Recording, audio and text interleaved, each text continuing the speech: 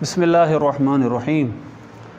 रफ़ा यदैन के हवाले से ये दूसरी वीडियो है। आज हम हज़रत सैयदना अब्दुल्लाह बिन मसूद रज़ियल्लाहु तआला अन्हु की रिवायत को बयान करेंगे, तो उसके हवाले और उस पर जो गैर मुक़ल्लिदीन ने जरा की है उसका इंशाअल्लाह मुदल्लल जवाब होगा। सबसे पहले इस हदीस को लिखने वाले कौन कौन से मुहद्दिस हैं।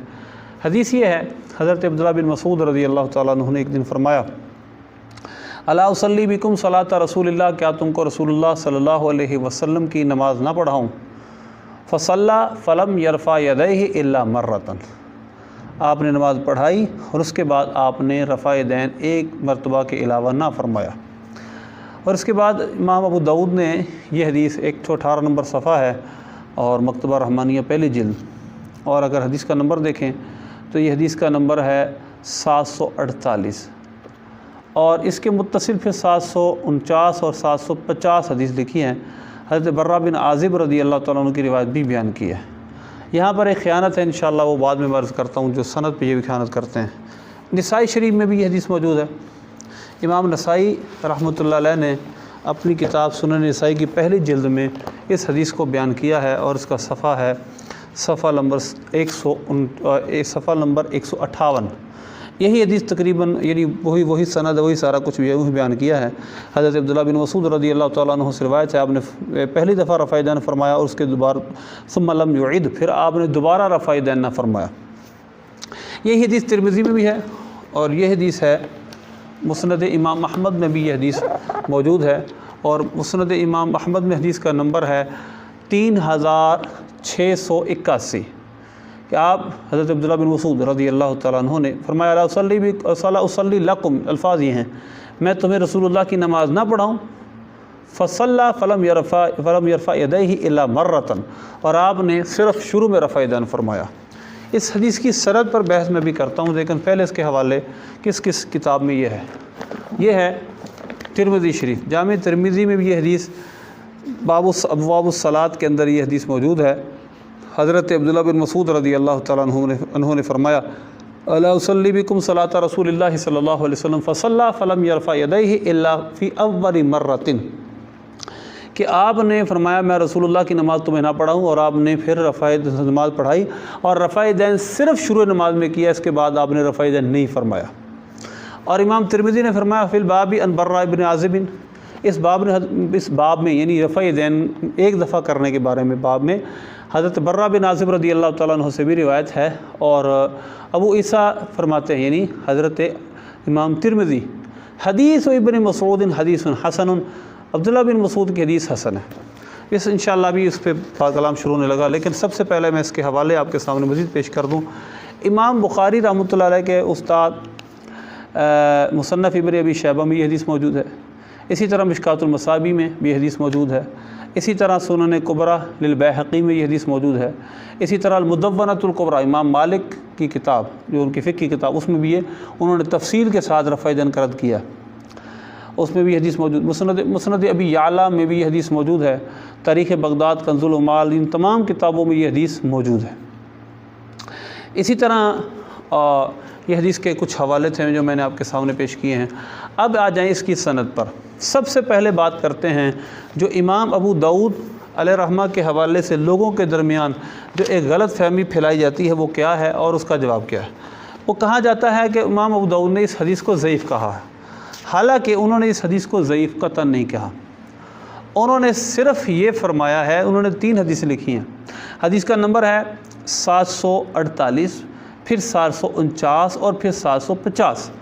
अब कोई भी शख्स इस हदीस को पढ़े और गौर करे कि आपने पहली हदीस पर कोई भी जरा नहीं फरमाई, दूसरी हदीस पर कोई जरा नहीं फरमाई। उन्होंने बर्रा बिन आज़िब रज़ियल्लाहु तआला अन्हु की रिवायत पर यह कहा है कि बर्रा बिन आज़िब की रिवायत सही नहीं है। जुमला क्या कहा? सही नहीं है, और इन्होंने इसको ज़ईफ़ बना लिया अब्दुल्लाह बिन मसूद की हदीस को, हालांकि वो बात कर रहे हैं हज़रत बर्रा बिन आज़िब की हदीस को, और उन्होंने हज़रत अब्दुल्लाह बिन मसूद की हदीस के मतलब कोई कलाम नहीं किया। तमाम वहाबियों ने, यहाँ तक मुस्नद इमाम अहमद के अंदर भी जब इन्होंने तखरीज की है, उस तखरीज के अंदर भी ये बात लिखी है कि जी इमाम अबू दाऊद ने ये कहा है लई सभी सही, ये सही नहीं, हालांकि उन्होंने अब्दुल्लाह बिन मसूद की हदीस को बिल्कुल उसके मतलब ये कलाम किया ही नहीं। उन्होंने जो कलाम किया है वो हज़रत बर्रा बिन आज़िब की रिवायत पे कलाम किया। تو لہذا اس میں 3 میں سے ایک ہی سند پر انہوں نے یہ کہا ہے وہ صحیح نہیں ہے۔ اب صحیح نہ ہونے کا مطلب جو اس مصطلح الحدیث یعنی حدیث کی اصطلاحوں سے باخبر ہیں ان کو پتہ ہوگا کہ صحیح نہ ہونے کا مطلب ہرگز یہ نہیں ہے کہ یہ ضعیف ہے۔ تو پہلی بات تو یہ ہے کہ اس کی سند صحیح ہے۔ اس کی دوسری دلیل یہ ہے، یہ امام جامع ترمذی ہے، امام ترمذی رحمۃ اللہ نے اس حدیث کو حسن کہا ہے۔ اب مدلس تدلیس ہوئی، یہ میں ساری بات میں بات کروں گا، لیکن اس سے پہلے جتنے کلام یہ کرتے ہیں، جتنے بات کی کتابیں لکھی گئی، ان تمام کے اندر جو کلام ہے وہ یہ اس کلام کو اور امام ترمذی کے اس کلام کو میچ کریں، کیونکہ امام ترمذی امام بخاری کے شاگرد ہیں۔ وہ فرماتے ہیں کہ ابن مسعود کی حدیث حسن ہے، حالانکہ ان کو پتہ ہے کہ اس حدیث میں سفیان بھی ہیں، سفیان ثوری، عاصم بن کلیب بھی ہیں، جو کہ دونوں راویوں پر یہ جرح کرتے ہیں، وہ دونوں راوی ان کی سند میں موجود ہیں، لیکن وہ فرما رہی حدیث حسن ہے۔ یہ چھوڑ ڈالتے ہیں سفیان ثوری مدلس راوی ہیں، تو انشاءاللہ اس کے مکمل میں آپ کے سامنے جواب عرض کروں گا، لیکن یہاں پہلے یہ بات بتانا چاہتا ہوں کہ صاحب ترمذی نے اس حدیث کی سند یہی بیان کی ہے کہ وکیع عن سفیان عن عاصم بن کلیب عن عبد الرحمن بن الاسود عن القمہ، اس ساری سند میں جو 2 راوی ہیں، ایک سفیان ثوری ہیں اور ایک عاصم بن کلیب ہیں، ان پر یہ بالخصوص جرح کرتے ہیں۔ اب امام ترمذی رحمۃ اللہ علیہ نے یہ حدیث لکھی ہے اور کہا یہ حدیث حسن ہے، آپ نے کوئی جرح نہیں کی، یہ ان کو پھلانگ کر ان پر پھر بھی جرح کر کے ضعیف کہتے ہیں۔ لیکن آپ کو اور بات بتاؤں، اس حدیث کو ناصر البانی نے بالکل صحیح لکھا ہے۔ ناصر البانی کی تحقیق آپ جتنی پڑھ لیں، اس نے یہ لکھا ہے کہ یہ صحیح۔ ابن حزم نے المحلہ اپنی کتاب کے اندر عبداللہ بن مسعود رضی اللہ عنہ کے حدیث کو صحیح لکھا ہے، تو لہذا یہ ان کے اپنے گھر کے حوالے ہیں کہ جو اس بات پہ دلیل ہیں کہ عبداللہ بن مسعود رضی اللہ تعالیٰ عنہ کی یہ روایت بالکل صحیح ہے۔ لیکن اگر پھر بھی کسی کو شوق ہو اور وہ کہے کہ نہیں میں نے اس پر جرح کرنی ہے، تو میں آپ کے سامنے اس کی جرح بھی اور جرح تعدیل کی کتابوں سے آپ کے سامنے پیش کر دیتا ہوں کہ اس پر کیا جرح ہے۔ سب سے پہلے سفیان ثوری رحمۃ اللہ علیہ، ان کے متعلق جو کلام کیا جاتا ہے ان کو یہ کہا جاتا ہے وہ تدلیس کرتے تھے، اور تدلیس کرنے کے والا راوی کی روایت قبول نہیں ہوتی۔ تو پہلی بات یہ ہے کہ اگر یہی اصول اپنایا جائے تو امام بخاری رحمۃ اللہ علیہ کی جو حدیثیں ہیں جو انہوں نے سفیان ثوری سے روایت کی ہے اس کی کتنی تعداد ہے، میں آپ کے سامنے وہ تعداد بیان کر دوں کہ جو سفیان ثوری سے امام بخاری نے روایتیں کی ہیں وہ 207 ہیں۔ یہ 207 کا ٹوٹل ریکارڈ میرے پاس موجود ہے، میں کوشش کروں گا سارا ویڈیو میں ریکارڈ میں آپ کے سامنے لے آؤں کہ یہ سفیان ثوری رحمۃ اللہ علیہ کی 207 روایتیں ہیں جو امام بخاری نے اپنی کتاب میں لکھی ہیں۔ 262، 299، 362، 481، 503، 538، 630، یہ ساری لسٹ ہے جو میں نے بنائی ہے امام بخاری کی کتاب امام صحیح بخاری کی۔ یہ روایتیں تدلیس جن میں تدلیس موجود ہے، مدلس راوی موجود ہیں کہ جو ان سے روایت کر رہے ہیں، ان کی روایت بھی معن ہے، لیکن امام بخاری نے 207 روایتیں سفیان ثوری سے روایت کی ہیں ان کے ساتھ۔ ایک بات ہو گئی، پھر یہی نہیں، اس کے بعد آپ چلے جائیں، یہ تو امام بخاری ہے، ابھی بات امام بخاری پہ ختم نہیں ہوئی۔ امام مسلم رحمۃ اللہ علیہ نے بھی 9 روایتیں بیان کی ہیں تقریباً، جس میں 7 ان کے ساتھ ہے سفیان ثوری سے۔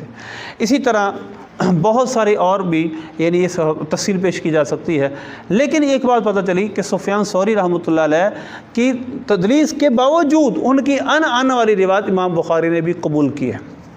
اگر آپ یہ روایت یہ جرح صرف ترمذی اور ابو داؤد شریف کی حدیث پہ کریں گے، یہ جرح آپ پھر باقی امام بخاری کی جو 207 حدیثیں ہیں جن کو آپ صحیح کہتے ہیں ان پہ کیوں نہیں کرتے؟ ایک بات تو یہ ہو گئی۔ دوسری بات، کیا ہر مدلس راوی کی ان کا یہی حساب ہے؟ اور مزید تھوڑی سی تفصیل بیان کر دوں، جامع ترمذی میں 181 دفعہ امام ترمذی رحمۃ اللہ علیہ نے ذکر کیا ہے سفیان ثوری رحمۃ اللہ علیہ کا، اور ان میں سے ان سے روایتیں بھی موجود ہیں۔ صحیح مسلم میں 35 number, 38 number, 813 number, 1429 number, 2269 number, 4458 number, 4595 number, 7439 number حدیث یہ ان سے روایت ہے اور سفیان ثوری سے۔ اسی طرح امام ابو داؤد نے حدیث نمبر 894 حدیث نمبر 894، 8 مقامات ہیں ابو داؤد شریف میں جہاں سفیان ثوری رحمۃ اللہ علیہ سے حدیث ان کے ساتھ مروی ہے۔ نسائی شریف میں 10 مقامات ہیں جہاں پر حضرت سفیان ثوری کا ذکر ہے۔ ابن ماجہ کے 8 مقامات ہیں، اور ان سے روایت کرنے والی جو جگہ ہیں وہ 2 ہیں، 583 اور 1267، دونوں صحیح ہیں۔ آپ البانی کی تحقیق پڑھیں، یہ ابن ماجہ کی حدیثیں بھی دونوں صحیح ہیں۔ اور اس کے بعد اگر آپ اور مسند امام احمد کے 2 مقامات ہیں، ایک 10,327، ایک 10,328، جہاں امام مالک اور امام سفیان ثوری کا ذکر ہے۔ تو لہذا یہ ان سے روایتوں کی تفصیل ہے، سفیان ثوری رحمۃ اللہ علیہ سے حدیثوں کی تفصیل ہے۔ بعض لوگوں نے کہا ہے کہ امام بخاری کی جو ان والی روایت اس وجہ سے قبول ہے کہ اس کو تلقی امت بالقبول حاصل ہے۔ آپ اپنی جہالت کا علاج کروائیں، کیونکہ امام بخاری رحمۃ اللہ علیہ کی کتاب کو تلقی امت بالقبول کا شرف اس وجہ سے حاصل ہے کہ اس کو ہم مانتے ہیں کہ کتاب اللہ کے بعد سب سے اتھینٹک ترین کتاب ہے، سب سے زیادہ صحیح حدیثیں اس میں ہیں۔ اس کا مطلب یہ نہیں کہ امام بخاری کی کسی حدیث پہ جرح نہیں ہوگی، وگرنہ 15 کے سے زیادہ حدیثیں ہیں جن پر جرح ثابت ہے۔ آپ نخبۃ الفکر پڑھیں، علامہ ابن حجر عسقلانی رحمۃ اللہ علیہ نے وہ تعداد بیان کی ہیں جن بخاری کی حدیثوں میں جرح ہے، بلکہ آپ نے خود جرح کی ہے۔ دیکھیں کتاب التوحید کی حدیث ہے، ثم دنا جبار رب العزت و کما قال علیہ السلام، پھر وہ جبار رب العزت کا جلوہ قریب ہوا، آپ نے یہاں شریک پر بحث کی ہے۔ اور یہاں تک کہ شبلی نعمانی نے اپنی کتاب سیرت النبی میں لکھا ہے امام بخاری کی سب سے زیادہ ضعیف حدیث یہ ہے۔ تو جب آپ کی اپنی باری آتی ہے، آپ تو امام بخاری کے حدیثوں کو ضعیف کہتے ہیں، آپ کس منہ سے کہہ سکتے ہیں کہ امام بخاری کی ہر حدیث صحیح ہے؟ تو لہذا ایسا نہیں ہے کہ امام بخاری کی کتاب پر جرح وارد نہیں ہوگی۔ جرح اصول و جرح کے سارے اصول، یعنی تعدیل اور جرح کے سارے اصول امام بخاری کی بخاری پر لگتے ہیں۔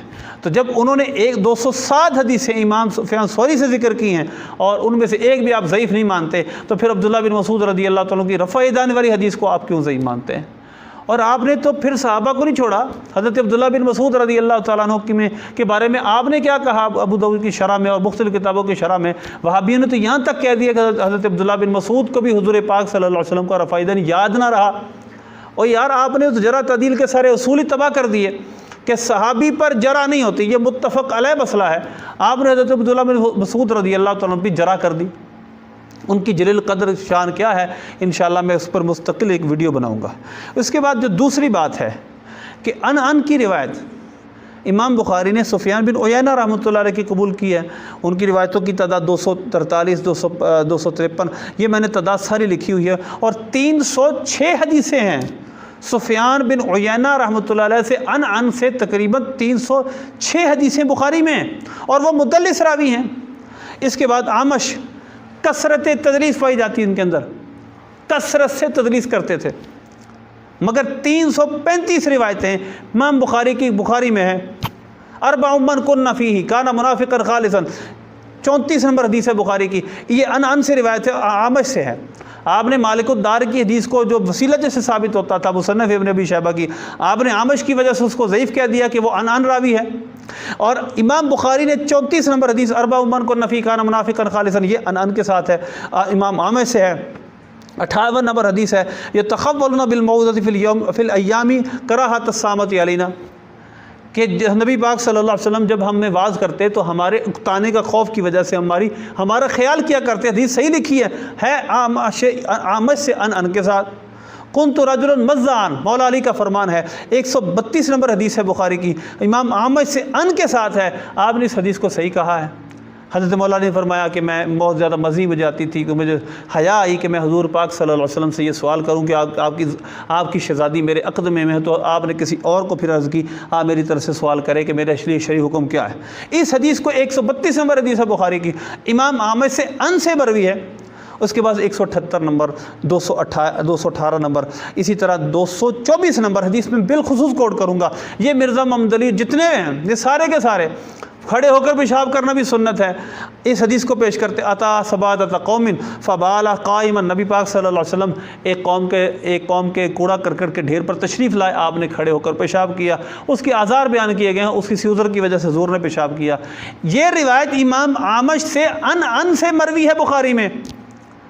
آپ اس کو آپ صحیح کہتے ہیں، وہاں مانتے ہیں، جب ہماری بات آتی ہے آپ ان کو کہتے ہیں مدلس ہیں، ہم نہیں مانتے کہ حدیثوں میں یہ ہے۔ اب آگے چلیں، امام مسلم نے سفیان بن عیینہ سے 210 حدیثیں روایت کی ہیں، 210 حدیثیں، اور میں آپ کو بیان کروں گا ابھی اصول حدیث کی کتابوں سے کہ سفیان بن عیینہ تدریس کیا کرتے تھے۔ اب آگے چلیں، امام مسلم نے 210 حدیثیں ہیں، اب جن میں 23 نمبر حدیث ہے، 154 نمبر حدیث، وہ کیا ایک حدیث چلو میں آپ کے سامنے بیان کر دیتا ہوں۔ 154 نمبر حدیث مسلم شریف کی ہے امام سفیان بن عیینہ سے ان کے ساتھ، وہ حدیث ہے نبی پاک صلی اللہ علیہ وسلم ایک دفعہ آپ نے دیکھا کہ ایک شخص اپنے بھائی کو واعظ کر رہا ہے، وہ رجل یعظ اخاہ فی الحیا، وہ کہہ رہا تھا حیا مت کم کیا کرو۔ یہ حیا میں واعظ والی حدیث یہ ان سے سفیان بن عیینہ سے مسلم شریف میں ہے، 155 نمبر حدیث، 470 نمبر حدیث، اس میں تو صراحتاً ابو بکر بن ابی شیبہ حدثنا سفیان بن عیینہ عن عمرو، یہ سند کے لفظ ہیں، ابو بکر بن ابی شیبہ بھی وہاں، کیونکہ امام مسلم کے استاد، امام مسلم اپنے استاد ابو بکر بن ابی شیبہ سے، وہ سفیان بن عیینہ سے روایت کر رہے ہیں، لہٰذا یہ ساری روایتیں ان کے ساتھ ہیں، اور سفیان بن عیینہ مدلس راوی ہیں، متفق علیہ ہیں۔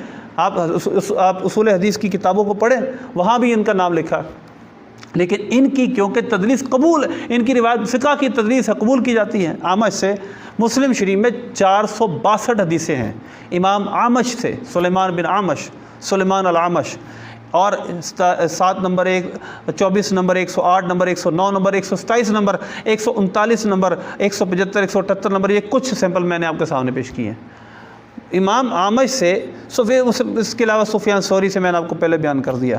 تو لہذا بات یہ ہے کہ اگر آپ ماننے پہ آئیں تو جو دل چاہے مان لیں، اور جب رد کرنے پہ آئیں تو اپنی مرضی کے خلاف ہوئی ہے تو ہوائے نفس ہے، آپ رد کر دیں۔ اب میں آپ کے سامنے کچھ ایسی باتیں ان کے بارے میں جو محدثین نے بات کہی ہے، جو اسماء الرجال کے راویوں نے جو بات، اسماء الرجال کے امام نے جس بارے میں بات کی وہ آپ کے سامنے بیان کروں گا۔ یہ ہے میزان الاعتدال، امام ذہبی رحمۃ اللہ علیہ کی میزان الاعتدال۔ اس کے اندر سفیان بن سعید یعنی سفیان ثوری رحمۃ اللہ علیہ کے متعلق لکھا ہے، الحجۃ ثبت متفق علیہ ہے، یہ حجت ہیں یعنی یہ دلیل ہیں اور متفق علیہ ہیں، اور ما انہ کان یدلس الضعفاء، لیکن یہ ضعفاء سے تدریس کرتے تھے، لیکن لہ نقد و ذوق لا عبرت ولا عبرت لقول من قال، جو کہتا ہے اس کے قول کا کوئی اعتبار نہیں۔ کیا کہتا ہے؟ کان یدلس ویکتب الکذابین، جو یہ کہتا ہے کہ یہ تدریس کرتے تھے، یہ جھوٹوں سے روایتیں لکھتے تھے، ان کے اس بات کا کوئی اعتبار نہیں ہے۔ جو سفیان ثوری کے بارے میں یہ کہتے ہیں کہ وہ تدلیس کرتے تھے اور جھوٹوں سے روایت لکھا کرتے تھے، ان کے اس قول کا لا عبرتا، ان کا کوئی اعتبار نہیں ہے۔ یہ ہیں تدلیس کے یہ ہے سفیان ثوری رحمۃ اللہ علیہ کے متعلق علامہ ذہبی رحمۃ اللہ علیہ کی رائے۔ اس کے بعد دوسرے امام علامہ ابن حجر عسقلانی رحمۃ اللہ علیہ، جنہوں نے مدلسین کے درجے بیان کرتے ہوئے آپ کو دوسرے یا تیسرے درجے میں ٹھہرایا ہے، آپ نے جو سفیان ثوری رحمۃ اللہ علیہ کے متعلق لکھا وہ بعد میں بیان کروں گا۔ سفیان بن عیینہ کے متعلق بھی انہوں نے یہ واضح طور پر لکھا ہے، تدلیس کیا کرتے تھے لیکن باہر یہ امام تھے۔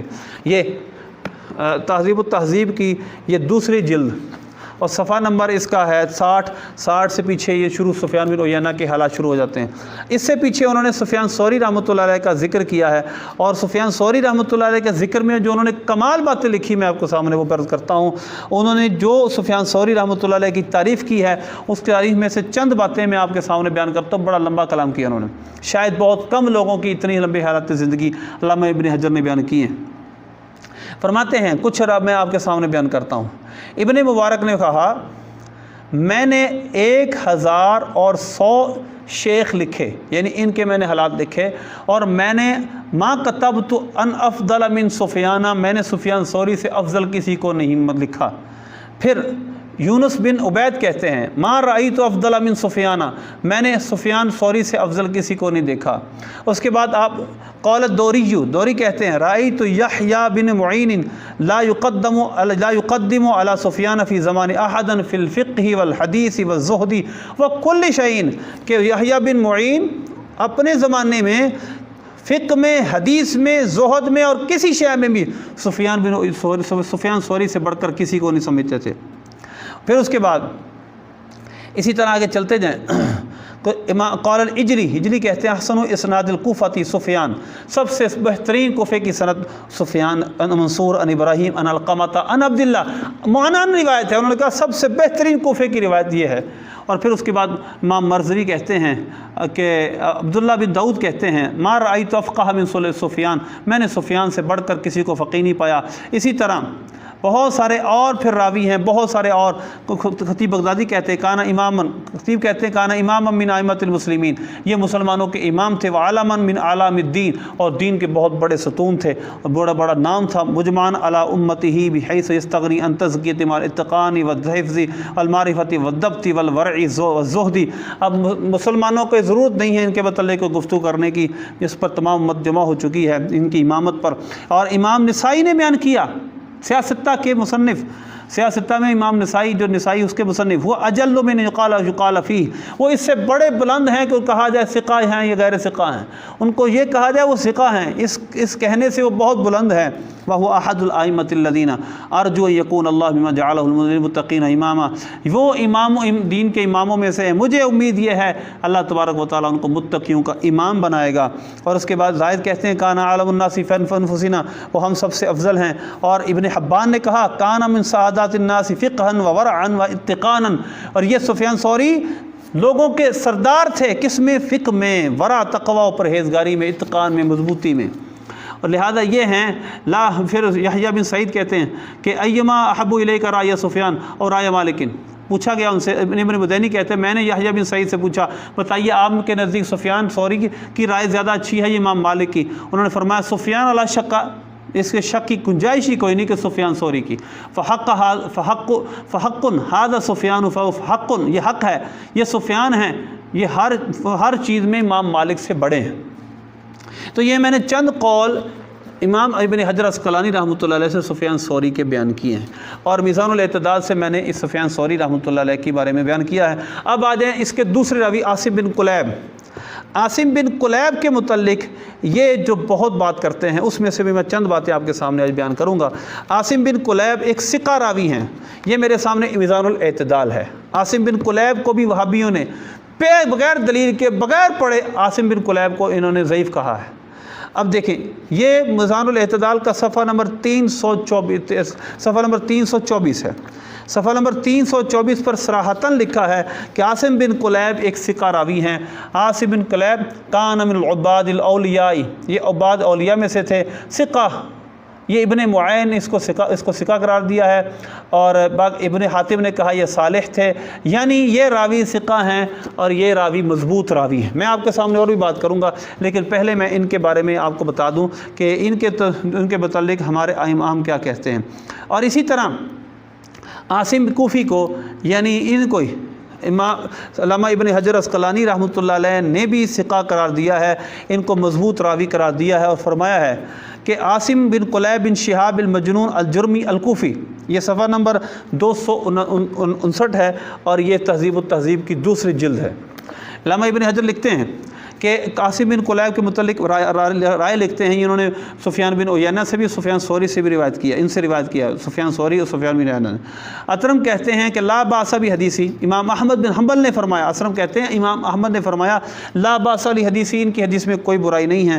ابن معین اور امام نسائی نے فرمایا ثقۃ، یہ ثقہ راوی ہیں۔ ابو حاتم کہتے ہیں صالح، یہ ٹھیک راوی ہیں۔ تو لہذا اب دیکھیں کہ یہ راوی جو اتنے ثقہ راوی ہیں، اور بعض جگہ آیا ہے کہ یہ اہل کوفہ کے افضل ترین فرد ہے، تو لہذا ابن حبان نے ذکرہ ابن حبان فی الثقات، ابن حبان نے ان کو ثقہ راویوں میں شمار کیا ہے۔